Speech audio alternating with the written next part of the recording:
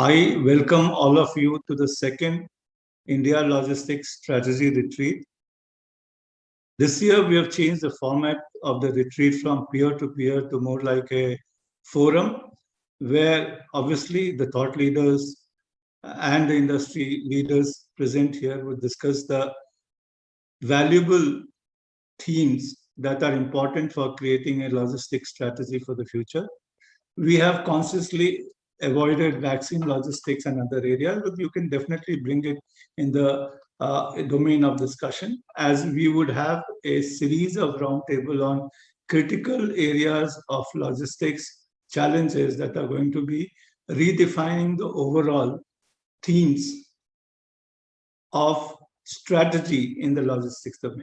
I say that technology is just one of the enablers in the process of change towards new normal. We are all gathered here after such a strong disruption in the economy, in our lives, in our livelihoods, and one of the critical areas that really would help India survive and the world survive is the logistics.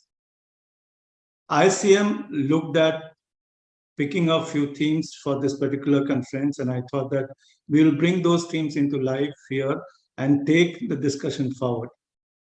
And as we all know, the two phases of disruptions, the first phase and second phase from an Indian perspective, and multiple phases from the European and other countries' perspective. And the scenario which is being projected, multiple scenarios being projected, is not so rosy for the world. And amidst this uncertainty, I thought, how would logistics be affected, and what are the major areas of concern and the themes that we really need to address so that we can attain competitive advantages, we can bring both life and livelihood back to normal. I thought I'll start with the international logistics, because as China was the first country to be affected, there are a lot of stories about China's and its role in the pandemic. But leaving that aside, I wanted to have a fair look at what happens to the logistics. As supply stopped, as demand stopped for the first time in the international logistics, largely on the maritime, which covers almost 75 to 80% of the global movement of goods and services, we saw a very strong stoppage of trade, and that led to a situation when the trade started picking up from China and even from Europe and US. You saw that we faced a tremendous container crisis, and containers were lying across the globe, stuck in some places and not being traced or not being able to travel back. We also saw that while the China was recovering and the world was recovering, we saw that large amount of container which went from China carrying high value goods for the economy, including medical, came back without carrying any food or from US or Europe, and the empty container came again. They went back to China. That created an artificial container crisis between these trade lanes, and this is the largest trade lane in the world. Container crisis then became global because every port stopped. There was a lot of dwell time at each port, that leading to the whole thing. Then came the Suez Canal, and Suez Canal crisis really, heightened the crisis in the terms that while we thought that with the creation of Suez Canal, moving to the trade lanes would be better, we found that this got stuck for more than a month, and another 3 months, while you caught up in litigations with the Egyptian government, goods are lying down, goods have never reached their destinations, ships and this thing. And as this was going on, and as we are slightly coming up the Suez Canal, we had this crisis at the Antioch port, where Alpha virus started happening in China. That led to a 30% workforce to work. 70% of the workforce went away. That led to a tremendous impact on the business. And as that happened, you see here, on a single day in June, this was June 22, you found that 67 vessels were waiting along the Antioch port. They were moving to Sekou and Nansa and Hong Kong in order to have places. But then suddenly the crisis got deepened because there are more congestion even in those areas, leading to congestion in a lot of East Asian ports. What happened exactly was very interesting. The dwell time for loading increased doubled, whereas the discharge dwell time increased triple, leading to a large number of vessels on the anchorage, leading to a huge crisis in the third largest trade lanes in the world, and hence the disruption of the maritime trade, leading to huge amount of increase in sea freight, multiple times increase in sea freight, which was continuously happening post the crisis, and creating a maritime trade crisis and movement crisis, non-availability on the one hand, and a huge price to be paid to move the goods through different routes. I think this is something that really is a crisis of the kind that we never thought, because when we talked about trade lanes, the bigger ships with more TUs, containers discovery, all that led to was that the global trade would increase, globalization would increase, because the companies had labor arbitrage in countries like China and India or East Asia. But they start, as the goods started moving and as the ships started getting bigger in size and bigger in size, the per unit cost decreased, and suddenly you find that that particular process has changed. Not only this movement, there is no, if you look at multimodal, in this case it will be from sea to air freight.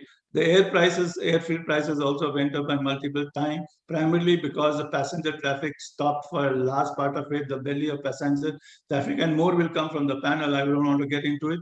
But there was a huge crisis. And this particular crisis was, in a way, a situation where we did not really anticipate such a massive outcome of any disruption, and hence the business continuity got affected. Look at the impact of this on even semiconductors. Availability of semiconductor is another issue, but even the shipment of this and the over ordering of semiconductors led to another extraordinary crisis. And with these kind of things, as we are coming back to normal, things have really accentuated. What do we do here is a big question. And given the geopolitical, given the disruptions in the maritime, given the disruptions in terms of pandemic, I think, when world is seeing there's large number of trains that are going to happen. And this particular BCC study clearly indicates that if you see this study, you find that trade boomed between 2015 to 19. Pandemic destroyed this trade across the globe. But when it will come back to normal, even by 2023, we expect a very different flows trends that are going to happen. And we can expect flows between blocks to shift dramatically. And why would the flow between the blocks shift dramatically, and what will be its impact? If the flows between blocks shift dramatically, the maritime crisis will further go into a big problem, primarily because what lies where in the typical supply chain textbooks will apply here, and there will be a lot of containers lying here and there will be a lot of disruption in the trade routes. I was just looking at India in this context, and this is a favorite study of mine when DHL looked at the globalization index 2 years back, and they have been continuing with this particular study. I find that India ranks 133rd out of 140 countries in terms of depth. What is depth? It's the large international flows relative to the size of the domestic economy. Whereas it goes everywhere, and its international flows distributed globally rather than narrowly focused, we rank 21st out of 140.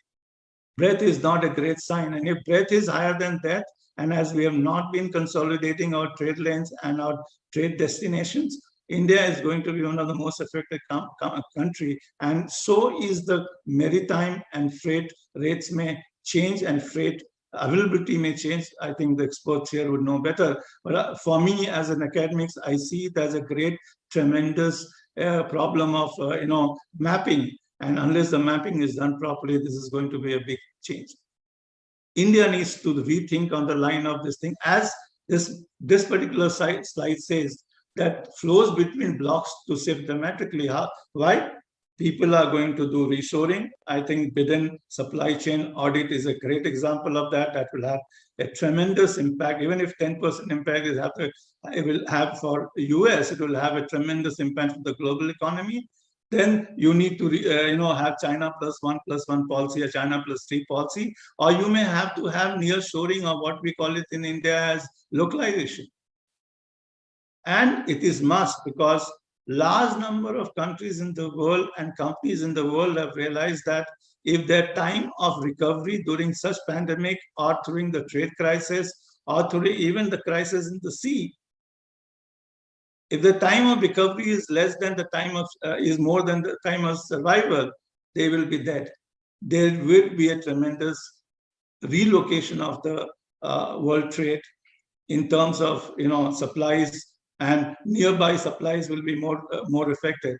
And this is already the global data from the OECD clearly indicates that companies are thinking that way. There are some trend already. We are still in the crisis. Securing and business continuity may be more important now, but things are going to happen in a big way.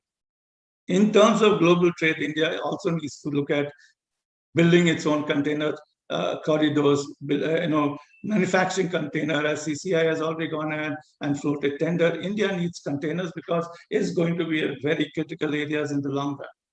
We need to see, and the impact is as these changes come in, the logistics, global and local, will change, and the requirement of global and local logistics may change. And that is where we need, logistic players have to be very clear. The second trend, I think, in India is this. In the last 7 years, there's no place to meet the government.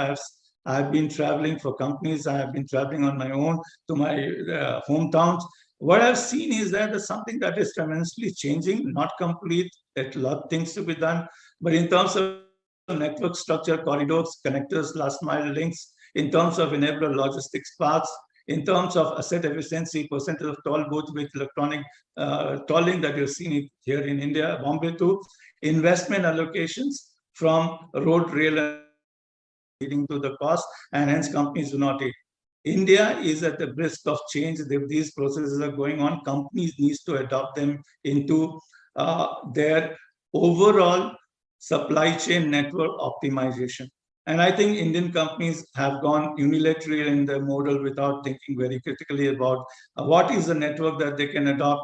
Why can't they move to rural? The constraints more important than the opportunity. There is no objective cost benefit analysis done. This is one thing that India needs to do.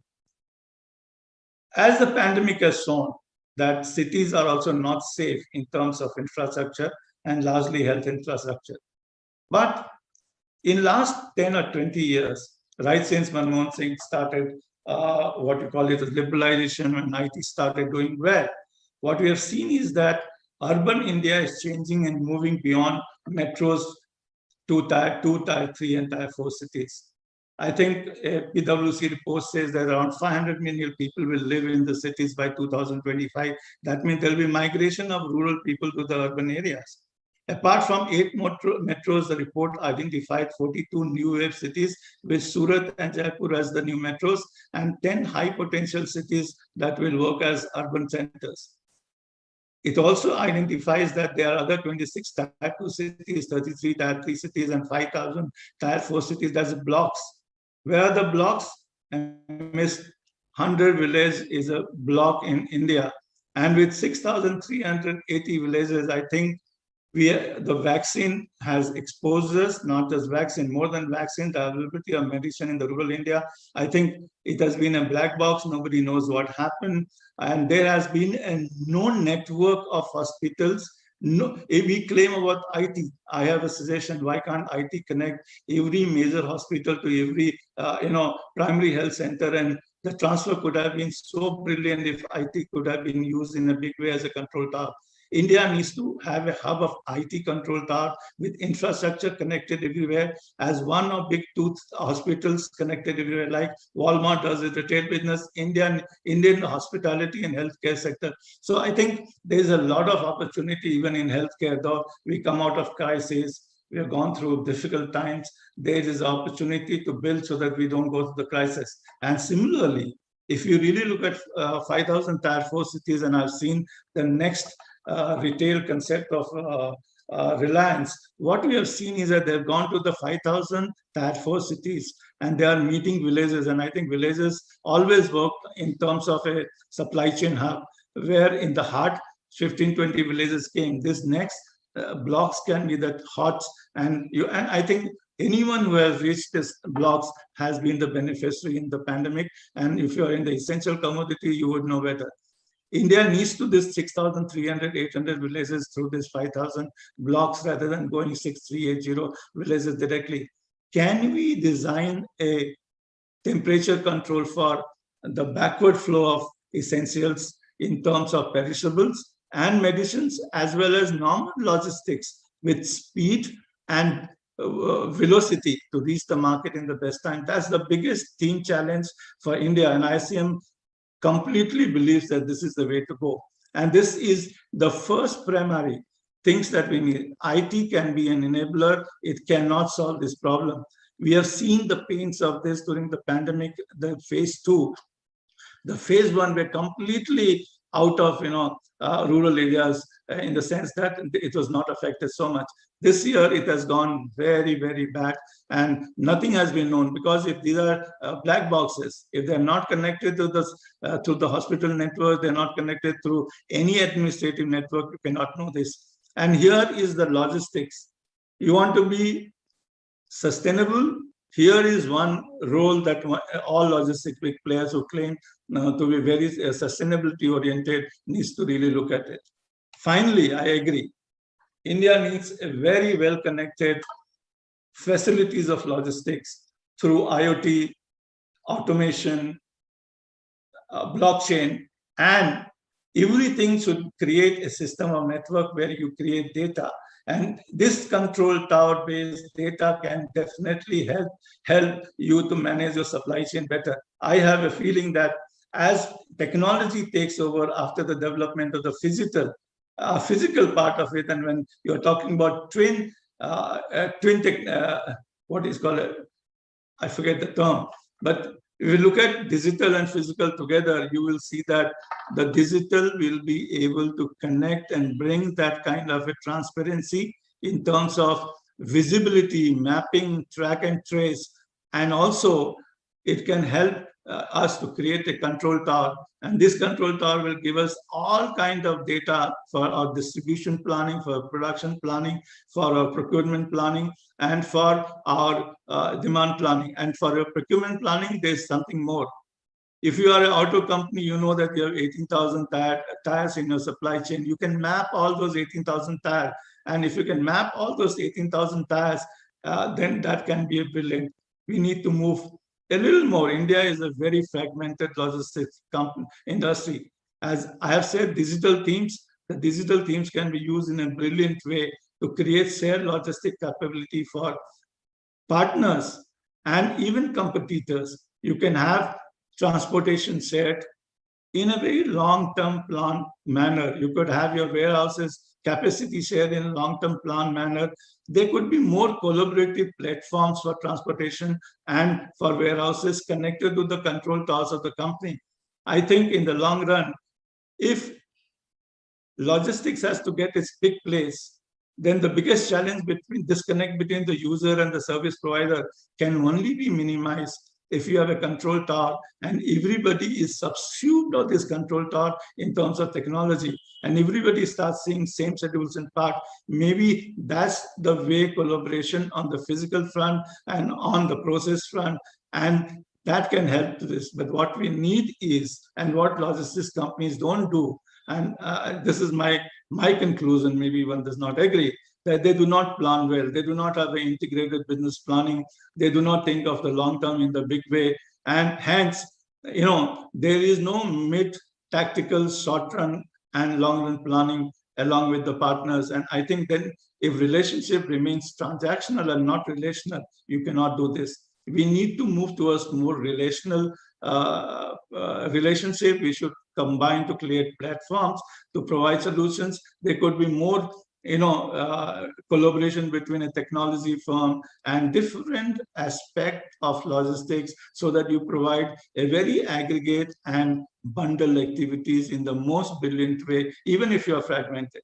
Or the larger player will emerge and things will become this thing. Finally, to end this particular theme, I said everything has to be sustainable. And IT is a great labeler in this. I have seen the process of movement has already begun. We have seen that the very first thing in procurement, you don't only map your supplier, sub-supplier, you map what are his best practices in terms of labor, child, and other activities. You also trace the quality of goods, the origin of goods, and that would be a kind of a sustainability principle that way. Secondly, use IT, create organizational agility through proper planning, reduce too much of wastage of use of transportation, warehousing, and waste, and create something that can be brilliant. Third, we need to be ESG compliant. Logistics need to understand ESG and put that into the economic, social, and governance framework. And if we do this, I'm sure the things we are preparing ourselves for this. One good thing is that all industrial spaces companies are funded only if they are highly ESG compliant. And I think that's a good way that the new generation of quality infrastructure in terms of warehouses are sustainable and ESG compliant. So these are the 5 themes that I thought are important to think beyond the internal competitive pressures and tactical planning. Thank you very much. And I once again welcome all of you to the second India Logistics